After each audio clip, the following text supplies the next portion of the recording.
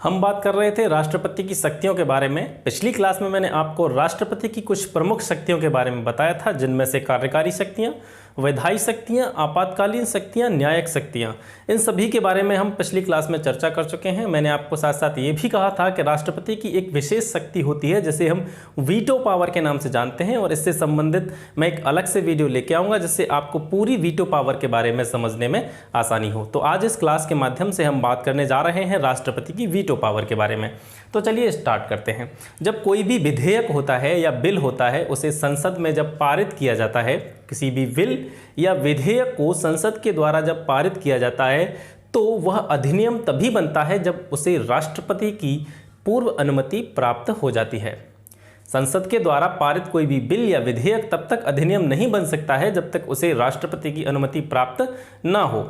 तो जब संसद से उस बिल को या विधेयक को पारित करने के बाद में राष्ट्रपति के पास भेजा जाता है तो राष्ट्रपति को इस संबंध में 3 प्रमुख शक्तियां दी जाती हैं। ठीक है, ये सभी आर्टिकल 111 के अंतर्गत आता है। तो जब भी कोई बिल या विधेयक संसद से पारित होने के उपरांत राष्ट्रपति के पास जाता है तो राष्ट्रपति उस कंडीशन में 3 अधिकार रखता है। कौन कौन से? कि राष्ट्रपति उस विधेयक को या तो अपनी स्वीकृति दे सकता है, यानी वो इससे सहमत है कि जो भी बिल संसद के द्वारा पारित करके उसके समक्ष लाया गया है वो उसे अपनी स्वीकृति दे दे कि भाई इसको अधिनियम बना दो। दूसरा अधिकार उसका होता है कि वो उस स्वीकृति को सुरक्षित रख लेता है, अर्थात जब भी कोई बिल राष्ट्रपति के पास जाता है तो वो ना तो उसे अपनी स्वीकृति प्रदान करता है, ना ही उसकी स्वीकृति के बारे में मना करता है, यानी अपना कोई भी जवाब वह उस बिल से संबंधित नहीं देता है। यानी पहला अधिकार क्या होता है कि वो उसको परमिशन दे दे एक्ट बनाने की। दूसरा अधिकार क्या होता है कि वह अपनी स्वीकृति को सुरक्षित रख लेता है, यानी वो ना तो मना करता है और ना ही हाँ करता है। और तीसरा ऑप्शन क्या होता है राष्ट्रपति के पास कि वह उस बिल या विधेयक को पुनः विचार करने के लिए, दोबारा से उस पर विचार करने के लिए संसद के समक्ष भेज सकता है, संसद के पास फिर दोबारा से उसे भेज सकता है। लेकिन यहाँ ध्यान देने की बात यह है कि जब भी राष्ट्रपति के द्वारा कोई भी बिल या विधेयक पुनर्विचार के लिए संसद के पास भेजा जाता है और संसद उसमें संशोधन करके या फिर बिना संशोधन किए ही उसे दोबारा से राष्ट्रपति के पास भेजती है, तो राष्ट्रपति उस पर अपनी स्वीकृति देने के लिए बाध्य होता है। ठीक है, तो किसी भी बिल या विधेयक के संबंध में राष्ट्रपति को जो प्रमुख शक्तियां दी गई हैं वो 3 हैं। या तो स्वीकृति दे दी जाए, या फिर उस पर स्वीकृति सुरक्षित रख ली जाए, या फिर उसे पुनर्विचार के लिए संसद के पास भेज दिया जाए। तो ये 3 तरह की शक्तियां राष्ट्रपति को प्राप्त हैं। इसके बाद में ये जो शक्तियां दी गई हैं राष्ट्रपति को स्वीकृति देने की या स्वीकृति सुरक्षित रखने की या फिर पुनर्विचार के लिए संसद के पास भेजने की, ये इसको क्यों दी गई हैं, इसके बारे में बात कर लेते हैं। यही होती है वीटो पावर। ठीक है, अब इसके बारे में बात कर लेते हैं कि ये जो वीटो पावर की जो शक्तियां हैं राष्ट्रपति को क्यों दी गई हैं। कभी कभी ऐसा होता है कि कोई भी विधान जब बनाया जाता है, कोई भी विधि बनाई जाती है, कानून बनाया जाता है और राष्ट्रपति को ऐसा लगता है कि ये जो कानून है, ये जो विधि है, बड़ी जल्दबाजी में बनाई गई है, इस पर जो है ठीक से विचार नहीं किया गया है, तो इस संबंध में वो अपनी स्वीकृति को सुरक्षित रख लेता है, यानी वो अपनी स्वीकृति उसे प्रदान नहीं करता है। इसलिए ये राष्ट्रपति को अधिकार दिया गया है। यानी पहला रीजन क्या हो गया कि कोई भी कानून बनाने में, कोई भी विधि बनाने में राष्ट्रपति को ऐसा महसूस हो कि यह संसद के द्वारा बड़ी जल्दबाजी में बनाया गया है और इस पर सही से विचार नहीं हुआ है, तो इस संबंध में वह अपने इन अधिकारों का प्रयोग कर सकता है। दूसरा यह है कि असंवैधानिक विधान बनने से रोकना।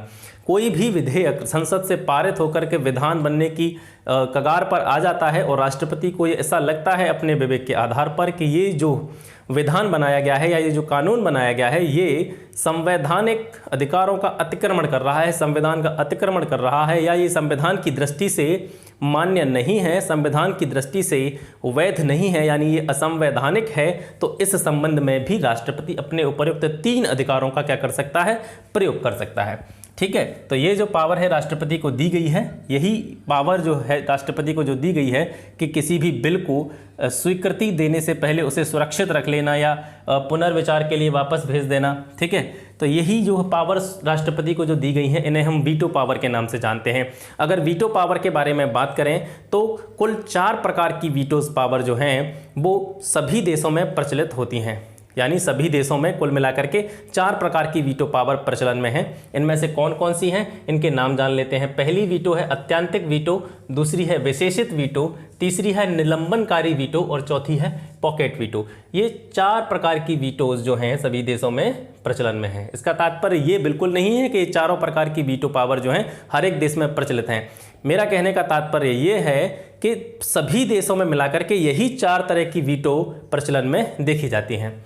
ठीक है, तो 1 बाय 1 इनके बारे में चर्चा करते हैं। सबसे पहली अत्यंतिक वीटो, सबसे पहली है अत्यंतिक वीटो। इसे हम एब्सोल्यूट वीटो पावर के नाम से भी जानते हैं। इसके अंदर कौन कौन से प्रावधान होते हैं कि इसमें संसद द्वारा पारित विधेयक सुरक्षित रख लिया जाता है, जिससे वह समाप्त हो जाता है और अधिनियम नहीं बन पाता है। अत्यंतिक वीटो, एब्सोल्यूट वीटो के बारे में हम पढ़ रहे हैं। कोई भी विधेयक जो संसद के द्वारा पारित कर दिया गया और उसे विचार के लिए या परमिशन के लिए किसके पास भेजा गया, राष्ट्रपति के पास भेजा गया, और राष्ट्रपति को लगा कि इसमें कोई ना कोई खामी है, कमी है, या ये जल्दबाजी में पारित किया गया है, या इसमें संवैधानिक उपबंधों को ध्यान में नहीं रखा गया है, तो वो इस कंडीशन में क्या करता है, जो विधेयक उसके पास आता है वो उसे क्या कर सकता है, सुरक्षित रख लेता है। और सुरक्षित रखने के बाद में उस पर अपनी स्वीकृति नहीं देता है, वो उसी के पास रखा रहता है, जिससे क्या हो जाता है, आगे चल के वो जो विधेयक है वो अपने आप क्या हो जाता है, समाप्त हो जाता है। और जब विधेयक समाप्त हो जाता है तो वह अधिनियम या एक्ट नहीं बन पाता है। तो ये जो प्रावधान दिया जाता है ये अत्यंतिक वीटो के अंतर्गत आता है। ठीक है, अत्यंतिक वीटो 2 तरह के मामलों में यूज की जाती है, एक गैर सरकारी, एक सरकारी। गैर सरकारी का अर्थ क्या है कि संसद का ऐसा सदस्य जो मंत्री ना हो, उसके द्वारा कोई विधेयक जो है संसद में पेश किया जा रहा है। यानी गैर सरकारी, जो 2 कैटेगरी दी गई हैं, गैर सरकारी और सरकारी। तो गैर सरकारी के अंतर्गत कौन सा विधेयक आता है, कोई ऐसा विधेयक जो किसी ऐसे संसद के सदस्य द्वारा संसद में प्रस्तुत किया जाता है जो मंत्री ना हो, तो उसके द्वारा पारित विधेयक वो गैर सरकारी विधेयक की श्रेणी में आता है और इसके संबंध में राष्ट्रपति अपनी वीटो पावर का प्रयोग कर सकता है। दूसरा है सरकारी। सरकारी के संबंध में कौन सा विधेयक आता है, मंत्रिमंडल द्वारा त्यागपत्र। यानी कोई भी विधेयक संसद द्वारा पारित कर दिया गया, कोई भी विधेयक संसद द्वारा पारित कर दिया गया, लेकिन उसे राष्ट्रपति की पूर्व अनुमति नहीं मिली। संसद के द्वारा कोई भी विधेयक पारित कर दिया गया है, लेकिन उसे राष्ट्रपति की अनुमति नहीं मिली है, और इस कंडीशन में क्या हो गया कि मंत्रिमंडल ने दे दिया इस्तीफा। संसद के द्वारा कोई भी बिल पारित कर दिया गया, उसे राष्ट्रपति की अनुमति नहीं मिली, मंत्रिमंडल ने क्या दे दिया, इस्तीफा दे दिया। अब क्या होगा कि नया मंत्रिमंडल बनाया जाएगा, और नया मंत्रिमंडल जब अस्तित्व में आता है तो वो क्या करेगा, वो राष्ट्रपति को उस बिल पर अपनी अनुमति न देने की सलाह देगा। ठीक है, यानी सरकारी जो विधेयक होता है उसमें हम क्या कह सकते हैं कि कोई भी विधेयक है वो संसद के द्वारा पारित कर दिया गया है, लेकिन उसको राष्ट्रपति की अनुमति नहीं मिली है। राष्ट्रपति की अनुमति नहीं मिली, मंत्रिमंडल ने दे दिया इस्तीफा। तो अब क्या होगा कि नया मंत्रिमंडल आएगा, और नया मंत्रिमंडल क्या कर रहा है कि राष्ट्रपति को उस बिल पर स्वीकृति न देने की सलाह दे रहा है कि आप इस पर अपनी स्वीकृति न दें। तो इस संबंध में जो है कन्फ्यूजन की स्थिति पैदा हो गई, और राष्ट्रपति इस कंडीशन में क्या करेगा, उस विधेयक को सुरक्षित रख लेगा, उस पर अपनी स्वीकृति या अपनी सहमति कुछ भी उसके बारे में नहीं कहेगा। तो वो विधेयक जो है राष्ट्रपति के पास सुरक्षित रखा रहेगा, और एक निश्चित अवधि के बाद वो समाप्त हो जाएगा और वो एक्ट नहीं बन पाएगा।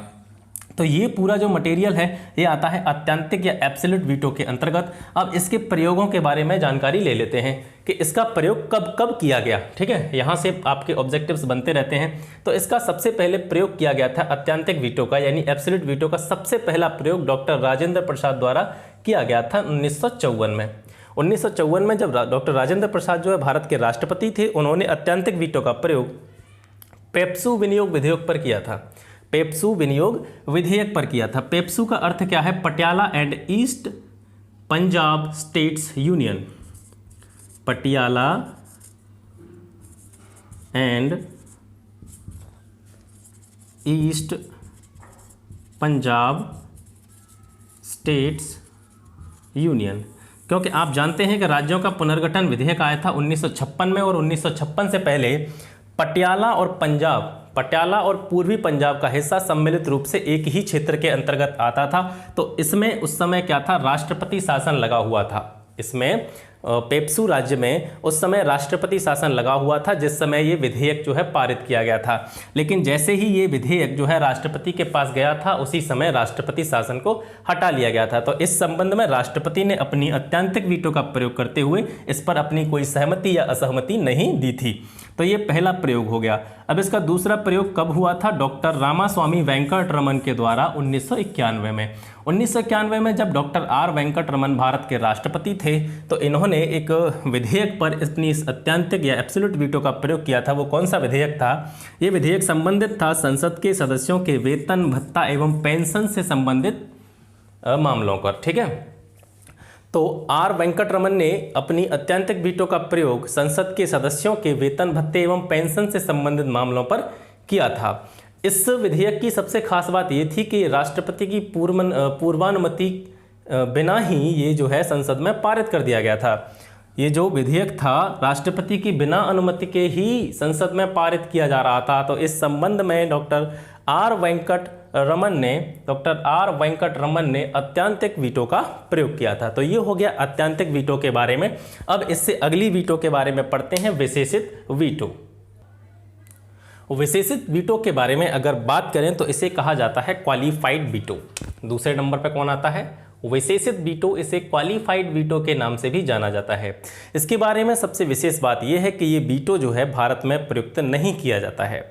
ये वीटो अमेरिका के राष्ट्रपति के द्वारा जो है इसको प्रयुक्त किया जाता है। तो इसके बारे में ज़्यादा चर्चा करने की आवश्यकता नहीं है। तीसरे नंबर पर आता है आपका निलंबनकारी वीटो, जिसे हम सप्रेसिव वीटो के नाम से जानते हैं। इसके लिए राष्ट्रपति को कौन सा अधिकार प्राप्त है कि वो बिल को या विधेयक को संसद के लिए पुनर्विचार के लिए लौटा सकता है। एक बार फिर से आप पीछे जाके देखेंगे तो सबसे पहला था अत्यंतिक वीटो। अत्यंतिक वीटो के अंतर्गत राष्ट्रपति को यह शक्ति होती है कि वह उस विधेयक को अपने लिए क्या कर सकता है? सुरक्षित रख सकता है। ठीक है, और निलंबनकारी वीटो में राष्ट्रपति को यह शक्ति दी जाती है कि वह उसे पुनर्विचार हेतु संसद के समक्ष दोबारा से भेज सकता है। ठीक है, तो निलंबनकारी वीटो का अर्थ क्या है कि राष्ट्रपति को वो पावर दी गई है कि वह किसी भी विधेयक को जो संसद से पारित होकर के उसके पास आता है उसे संसद के लिए फिर दोबारा से पुनर्विचार के लिए लौटा सकता है। लेकिन ये जो उसकी प्रक्रिया है ये धन विधेयक के संबंध में लागू नहीं होती है। कोई भी धन से विधेयक संबंधित होता है, कोई भी मनी बिल होता है जो संसद के द्वारा पारित होकर राष्ट्रपति के समक्ष आता है, तो राष्ट्रपति उस विधेयक पर अपनी स्वीकृति या सहमति देने के लिए बाध्य होता है। वहीं अगर इसके बारे में बात करें कि कोई भी बिल या विधेयक संसद के लिए पुनर्विचार के लिए जब लौटाया जाता है और संसद उसे संशोधित करके या बिना संशोधन किए दोबारा से राष्ट्रपति के पास भेजती है, तो वह उस पर भी अपनी स्वीकृति देने के लिए बाध्य होता है। ठीक है, तो ये निलंबनकारी वीटो के बारे में हो गया। अब इसके बाद में बात करते हैं पॉकेट वीटो। पॉकेट वीटो को जेबी वीटो के नाम से भी, जब संसद किसी भी बिल या विधेयक को पारित करके राष्ट्रपति के पास भेजती है और राष्ट्रपति उसमें न तो कोई अपनी सहमति देता है न अपनी असहमति देता है, तो राष्ट्रपति की यह शक्ति पॉकेट वीटो या जेबी वीटो कहलाती है। इसके संबंध में जो भारत का राष्ट्रपति होता है अमेरिका के राष्ट्रपति से ज़्यादा जो है शक्तिशाली माना जाता है। ठीक है, इस संबंध में यानी जेबी वीटो या पॉकेट वीटो के संबंध में भारत के राष्ट्रपति की शक्ति अमेरिका के राष्ट्रपति से ज़्यादा मानी जाती है, क्योंकि अमेरिका का राष्ट्रपति किसी भी विधेयक को 10 दिन से ज़्यादा जो है अपने पास रोक कर नहीं रख सकता है। 10 दिन के बाद में उसे उस पर डिसीजन देना ही पड़ेगा।